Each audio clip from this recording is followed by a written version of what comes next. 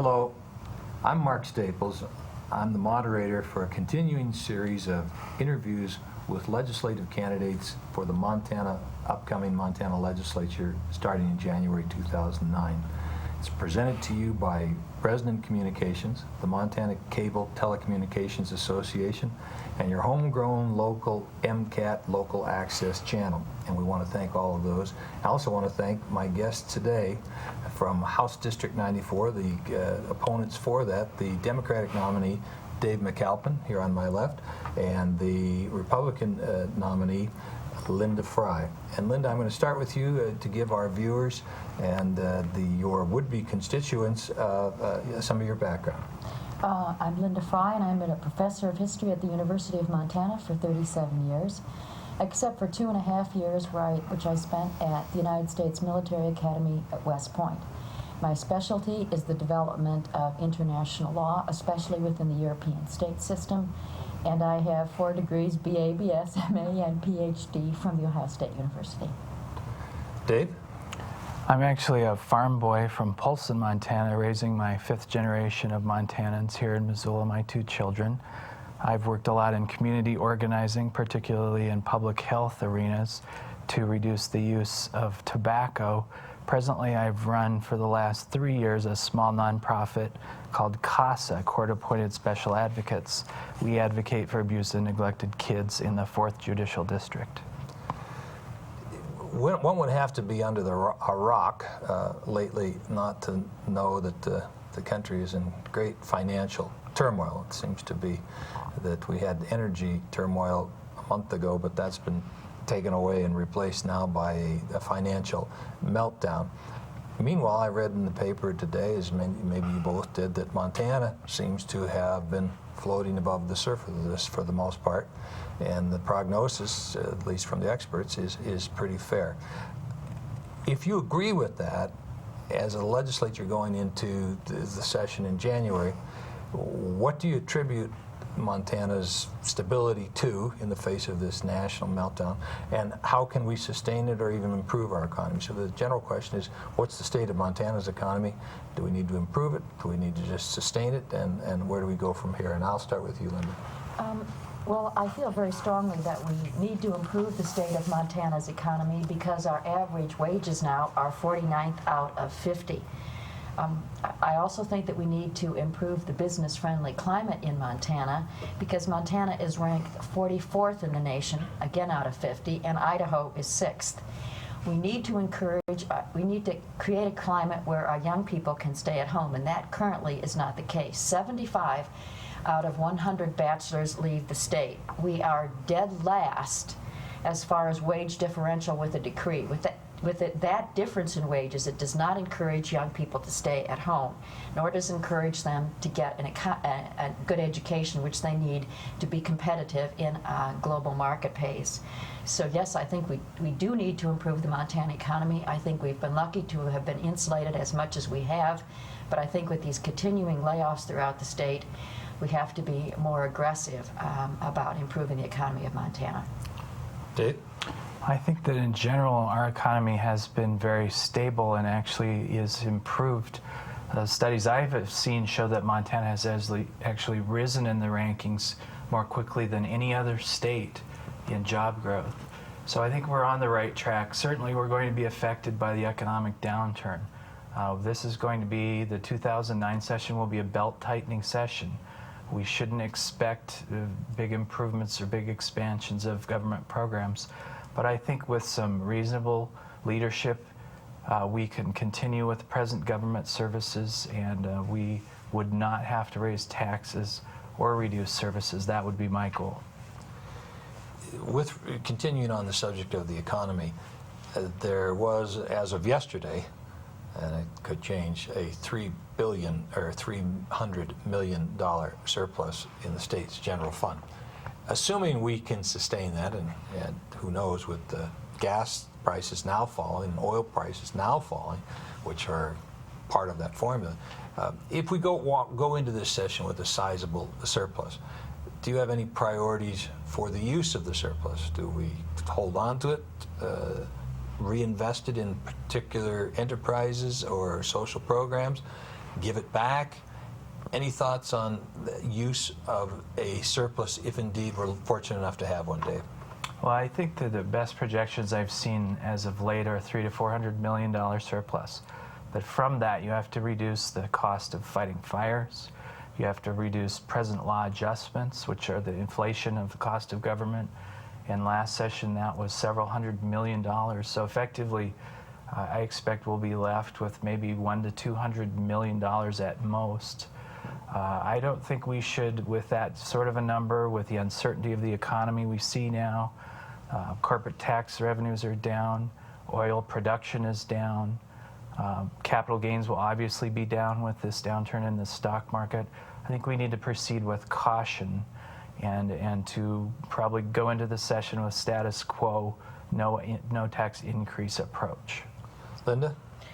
Well, I couldn't agree more with the no tax increase approach. I think he's right with the present law adjustments as they've been factored into the economy. This would be a very dangerous move, especially given probably the fall in corporate income taxes, the fall in income taxes generally. So I think we should be extremely cautious. I guess perhaps the only thing that I would think that we might invest a small amount of it in, and that would be the development of certain kind of technological research at the university. And I would advocate that because that could be a motor of growth within the economy as a whole. With regards to investments and sort of a sideline to higher education, which is what the euphemism for college education, we have a roiling continuing argument in Montana over the adequacy of school funding, particularly kindergarten through the 12th grade.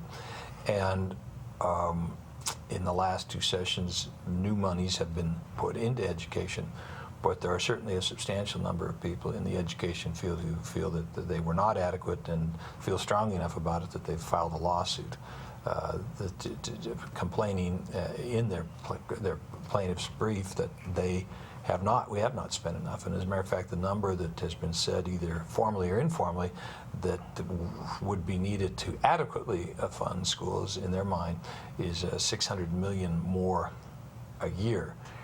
What is your take on what the adequacy of funding for schools in Montana, and if it is inadequate either by court order or legislative consensus, where will we get the money to upgrade those expenditures?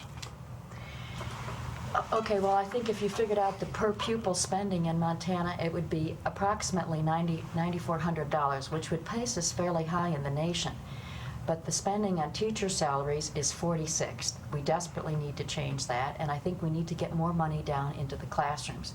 I think we ought to look very seriously at the administrative costs of education, which, depending on which statistical formula you use, are either 9th in the nation, which is too high, or 15th in the nation, which again is too high.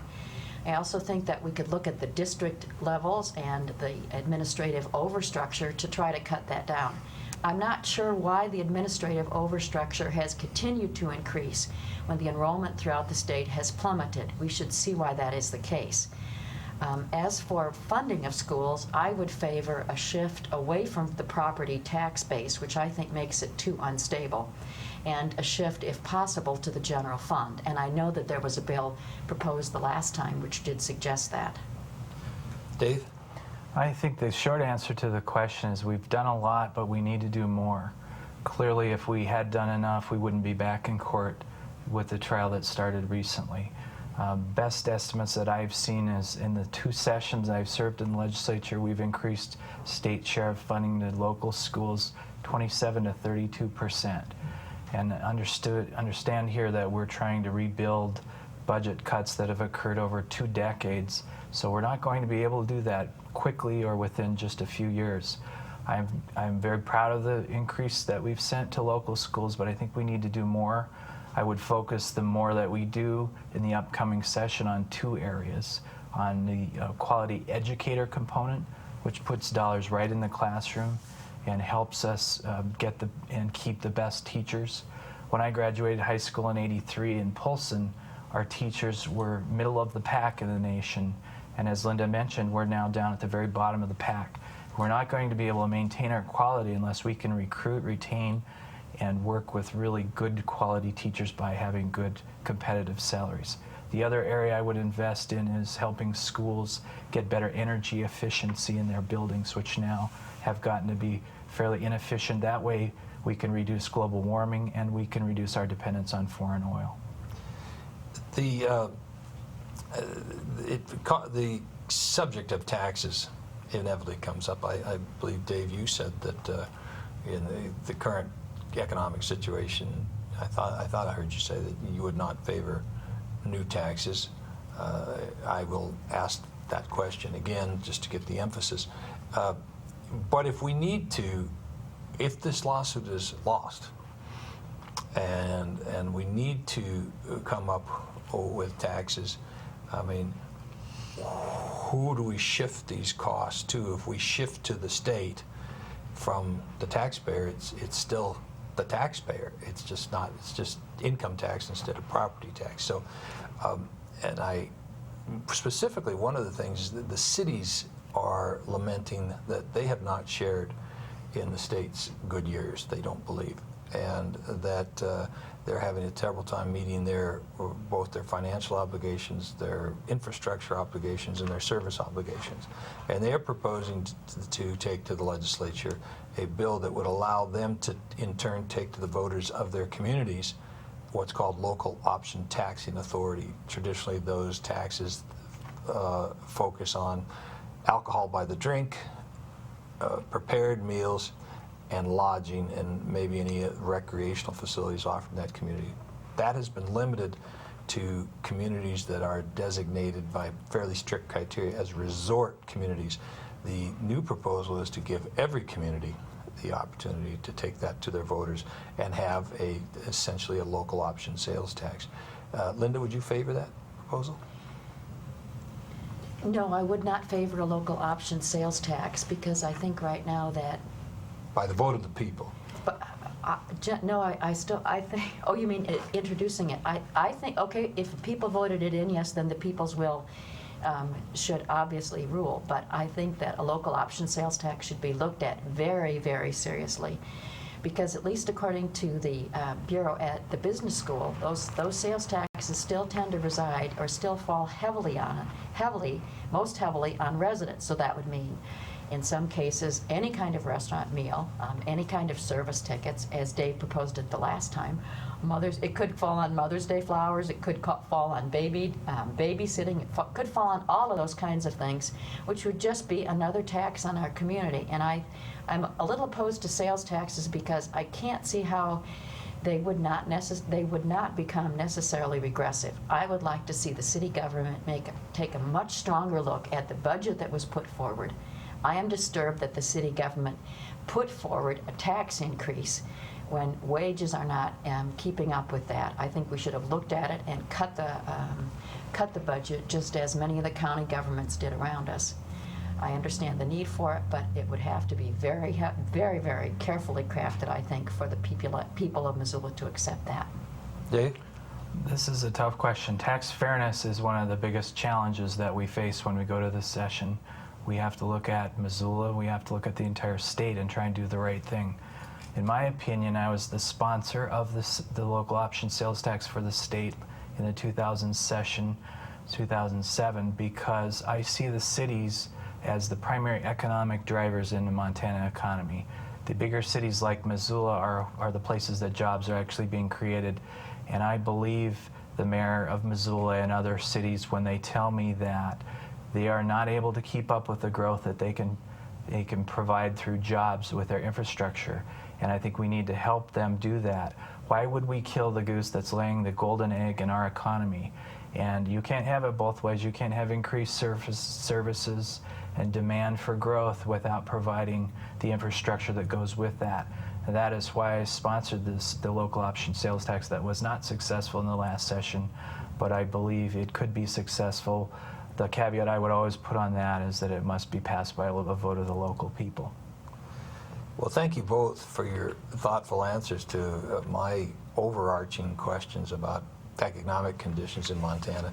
I know you probably each have specific passions of your own legislatively that you'd like to support defend against or bring yourself if you're elected. So I would start with you, Linda, and give you an opportunity to close, make your pitch for the ultimately they check your box instead of Dave's, and say specifically what it is that you'd like to take to Missoula, and if anything, in terms of specific agenda. Well, one of my specific agenda would be funding scientific research at the university, because I think that we could be another Ireland if we played our cards right. We could be another North Carolina Triangle if we put more money into science and research, and that has a kind of synergetic effect throughout the entire community. I would favor money to education, but I would favor K through 12 looking at the formula and how it's been allocated. I would also specifically like to make it illegal for cities or county governments to force property owners to sign waivers of their rights. When we were fighting the SID on Hillview Way, I discovered that a number of the citizens in that district did not legally have the right to protest taxes or sewer districts or anything, and as far as I'm concerned, that's a significant violation of the Constitution. So those are my main issues, and I would appreciate your support. Dave, you get the last word. Thanks. My priorities in the legislature for the last 3 terms have been much more basic. I think we need to get children health care. I think we need to adequately fund our schools so that our kids can be competitive in a world market. And I think we need to create jobs by providing training dollars to bring jobs like DirecTV here to Missoula with good paying jobs and benefits. And I've proven myself in the legislature. In the last session, I was elected minority whip of the House.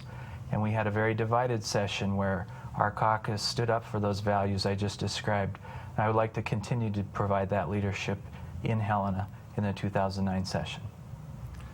Well, again, thank you both for taking the time. It's a working day when we're taping this, midday. It's not the lunch hour, and you're both here taking time away from your own professions and your own. But you know, this is just a hint of what's to come if you actually win, when you take 4 months at the least to go to Helena, and then interim committees, and you get to work 12, 16-hour days, 6 days a week, and on the 7th day you don't rest. That's when you answer your constituents' complaints and mail. So I, on behalf of Bresnan and on behalf of the Montana Cable Telecommunications Association, myself, and I think most of your would-be constituents, thank you very much for taking the time to run. Thank you for taking the time to serve if you're elected. And now the least we can do, myself and the viewing audience, is take the time to vote in November. And thank you very much for watching.